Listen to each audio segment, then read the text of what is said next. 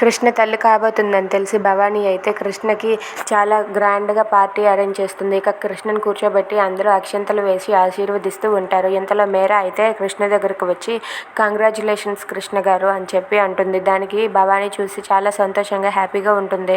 ఇక మురారి దగ్గరకు కూడా వెళ్ళి కంగ్రాచులేషన్స్ అండి అని చెప్పి అంటుంది. భవానీదేవి గారు, మీరు ఎంత హ్యాపీగా ఉండడం నేను ఫస్ట్ టైం చూస్తున్నాను. మీ సంతోషం అంతటికీ కారణం ఆ కృష్ణే కదా అని చెప్పి అంటూ ఉంటుంది. అది విన్న కృష్ణ మురారి అయితే చాలా బాధపడుతూ వాళ్ళ పెద్దత్తయ్య వైపు చూస్తూ ఉంటారు. ఇక మీర ఇలా అనుకుంటూ ఉంటుంది, కృష్ణ ఎలాగైనా సరే నీ నాటకాన్ని బయట పెడతానే అని చెప్పి అనుకుంటూ ఉంటుంది. ఇంతలో అక్కడికి ఒక ఆమె వచ్చి ఇలా అంటూ ఉంటుంది, ఎక్స్క్యూజ్ మీ, ఇక్కడ సరోగసి ద్వారా ఒక బిడ్డను కంటానన్నారు, ఆమె ఎక్కడ అని చెప్పి అడుగుతూ ఉంటుంది. అది విన్న కృష్ణ అలాగే మురారి ఒక్కసారిగా షాక్ అవుతారు.